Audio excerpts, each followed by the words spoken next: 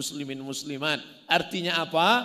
Orang yang ingin mencari ketenangan jiwa, dia pergi ke danau, dia pergi ke pantai, dia pergi ke bukit, tapi apa yang dia dapat? Maksiat, dosa, karena tempat-tempat wisata dipenuhi dengan perbuatan maksiat. Tapi apa yang terjadi di tempat kita? Sebelum sampai di sebelah kanan, saya lihat hotel yang tinggi, tertulis hotel syariah. Bahkan sampai di sini saya tanya, tamu-tamu di mana?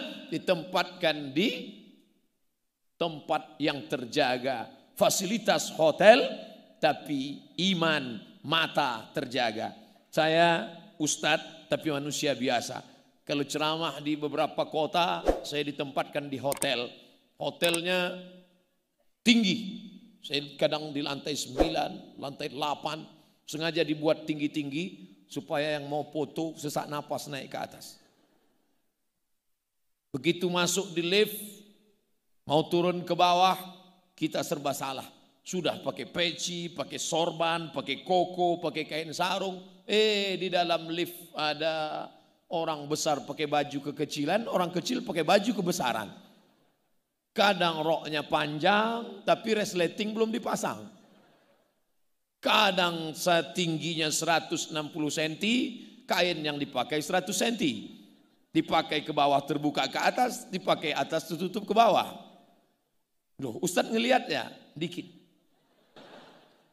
Tapi ketika mereka datang berwisata kemari, itu semua terjaga, matanya terjaga. Yang datang ke Iskarima menenangkan jiwa. Dari mulai Syekh Muwaffaq, mursyid tariqat Syaziliyah, sampai birokrat duta besar Saudi Arabia datang kemari. Untuk apa? Melihat suasana perbukitan, sawah, air mengalir, mendengar kicau burung, menyaksikan suasana yang indah. Tapi di samping itu jiwa mereka, spiritual mereka, jiwa darah daging mereka tenang. Kenapa? Ala bizikrillah, ketahuilah dengan banyak mengingat Allah tatma'innul qulub, hati menjadi tenang.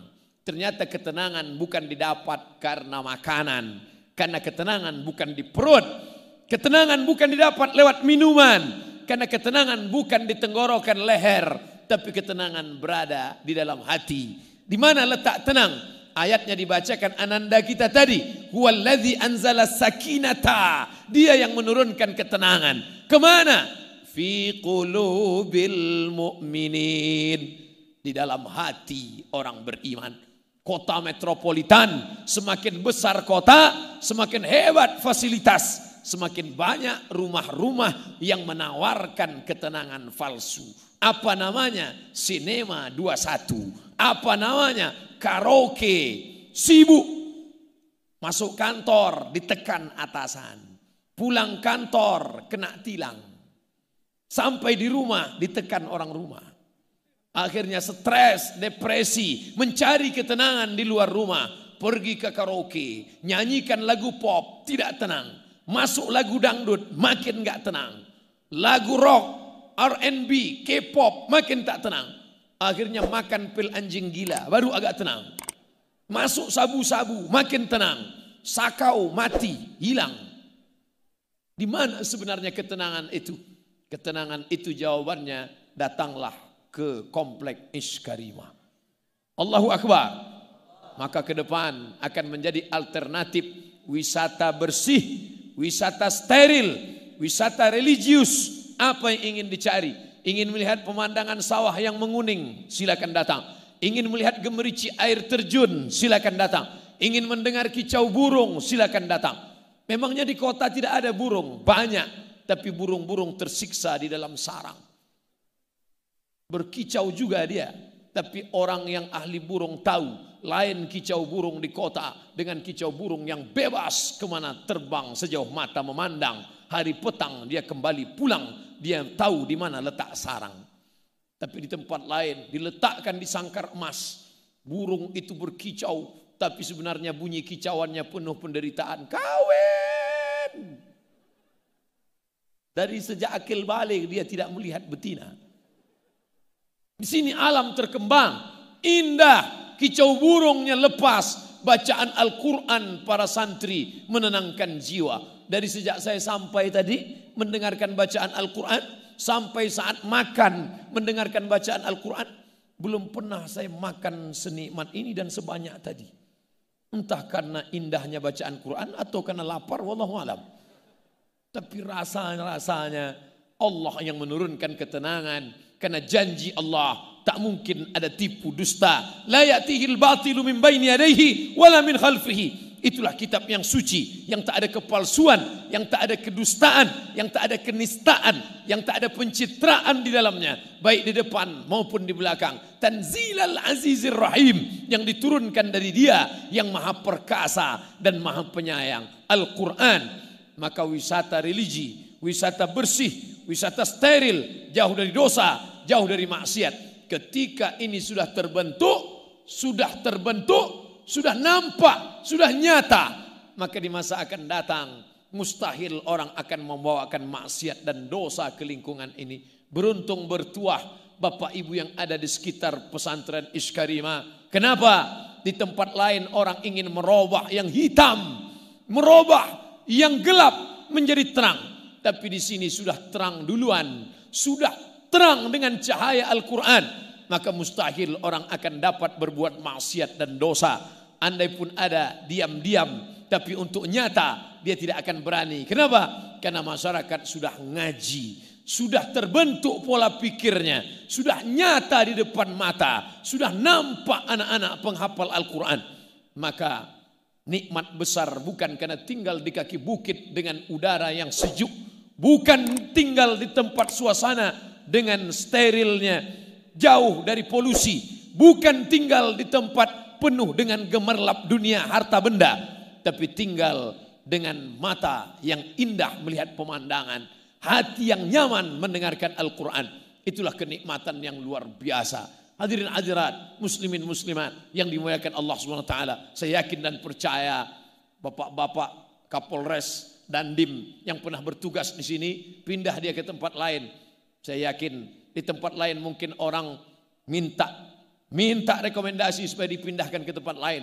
Tapi saya yakin yang pernah bertugas kemari malah tidak akan pernah mau pindah ke tempat lain karena kenikmatan yang luar biasa. Ustaz kok tahu? Saya aja ingin berlama-lama di sini. Kalaulah bukan karena janji besok malam pengajian di MPR, mungkin saya akan minta nambah agak 2 malam lagi di sini.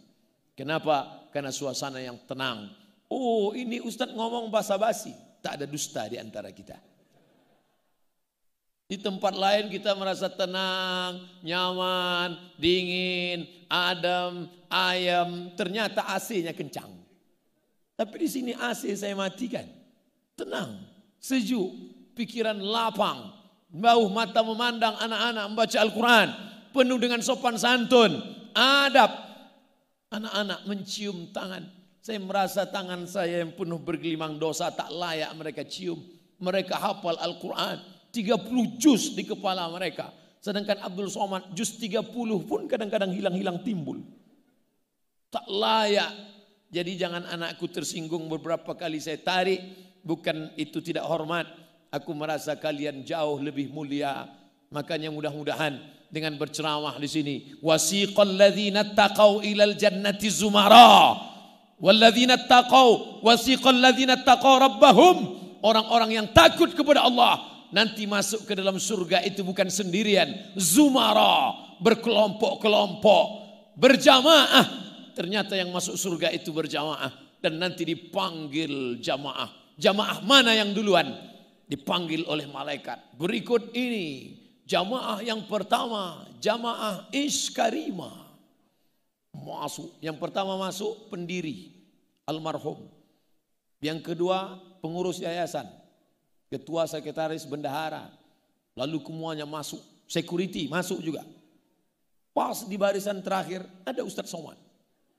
Malaikat nanya, ini dari Iskarima, bukan dari Riau. Loh, kok gabung di sini? Pernah ceramah sekali, silakan masuk. Itulah gunanya kita menggabungkan diri dengan orang soleh-soleh.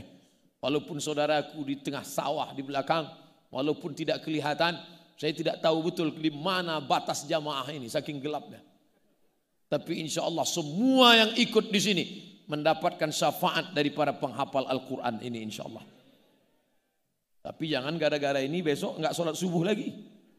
Dibangunkan sama istri sama ibunya, mas sholat subuh. Insya Allah sudah dapat syafaat dari para pelajar Iskarima. Belum. Karena syafaat orang beriman. Dalam hadis yang panjang tentang syafaat. Lebih 1 lembar. Dalam kitab Al-Lu'lu' wal Marjan. Fi martafaqa alaihi syaihan. Sahih Bukhari, Sahih Muslim. Digabungkan jadi 2. Oleh Syekh Muhammad Fuad Abdul Baqi. Syafaat Nabi Muhammad sudah. Syafaat Al-Quran sudah. Syafaat malaikat sudah, syafaat Allah sudah. Ternyata ada syafaat orang yang beriman. Para penghafal Quran ini ketika diperintahkan Allah masuk ke dalam surga. Hai para penghafal Quran yang soleh-soleh, masuk kalian ke dalam surga. Saat itu mereka memandang ke kanan, memandang ke kiri. Mereka melihat kemana sahabatku dulu yang sama-sama sholat berjamaah dengan aku. Yang sama-sama belajar dengan aku. Kenapa mereka tidak bersama aku? Ternyata mereka penghuni surga itu tidak egois. Mereka tidak mau masuk sendirian. Mereka ingin berjamaah. Mana mereka? Kata malaikat, mereka ada dalam neraka. Allah memerintahkan mereka, cari mereka. Kalau kau dapati dalam hati mereka ada iman, walaupun sebesar biji sawi, tarik mereka. Masukkan ke dalam surga Allah Subhanahu wa ta'ala. Makanya ada jamaah. Apa kata jamaah? Ustadz Somad, pandang wajah kami dekat-dekat. Tatap wajah kami Ustadz. Nanti ketika engkau masuk surga, tidak melihat kami ada di surga. Ternyata kami dalam neraka. Cari kami dalam neraka Ustadz. Lalu saya katakan kepada dia, ente pede sekali masuk neraka. Kita berdoa pagi, petang, siang dan malam. Allahumma ajirna minan nar, Allahumma ajirna minan nar, Allahumma ajirna minan nar, Allahumma ajirna minan nar. Waqina adzaban nar, waqina adzaban nar. Minta selamat dari api neraka. Tapi ternyata Iskarima tidak egois. Dia tidak ingin dia saja yang selamat. Dia tidak ingin desa, kampung, kabupaten Karanganyar, lokasi daerah ini saja yang selamat. Tapi dia ingin ada negeri lain selamat. Alhamdulillah selama pondok ini didirikan. Sudah berapa cabangnya Ustadz? Hampir 40 sudah se-Indonesia. Loh, kenapa saya cuma tahunya Iskarima di sini saja? Ternyata tempat yang lain tidak pakai nama Iskarima. Silakan pakai nama apapun, silakan pakai identitas apapun. Yang penting sistemnya, yang penting metodenya.